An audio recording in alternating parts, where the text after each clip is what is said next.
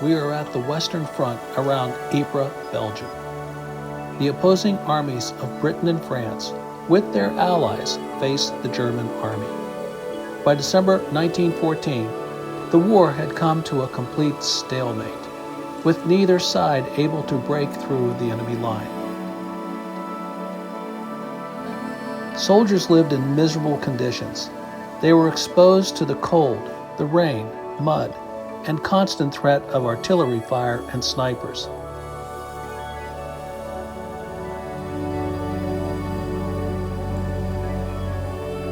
The area of Ypres was one of the most active sectors during the war. The British and German armies had dug in along a ridge of high ground, trying to dislodge each other with repeated assaults and counterattacks. The fighting was so intense that the landscape was turned into a wasteland.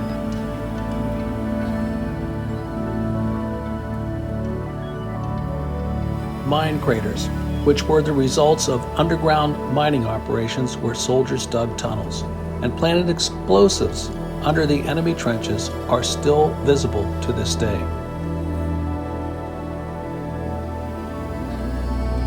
One such crater is the Ultimo crater, where a mine was blown up by the British on June 7, 1917, an explosion so powerful it was heard in London, England.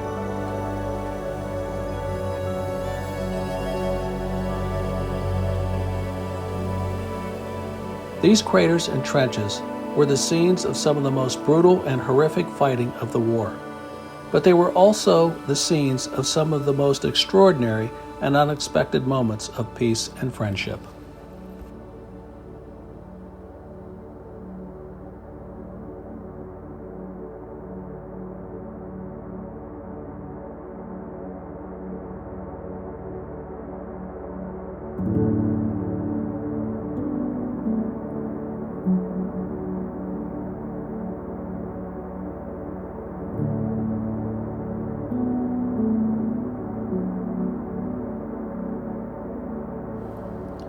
On Christmas Eve, 1914, the sounds of gunfire and explosions were replaced by the sound of singing and laughter when, as mentioned by the Illustrated London News on 9 January 1915, a German soldier opens a spontaneous truce by approaching the British lines with a small Christmas tree.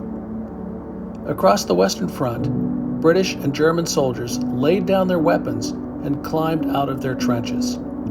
They met in the middle of no man's land, the barren and bloody space that separated them. They shook hands, exchanged gifts, and shared stories. It was also a moment to bury their dead, and they even played soccer. For a moment, they forgot they were enemies and remembered they were human beings. The Christmas Truce was a spontaneous and unofficial ceasefire.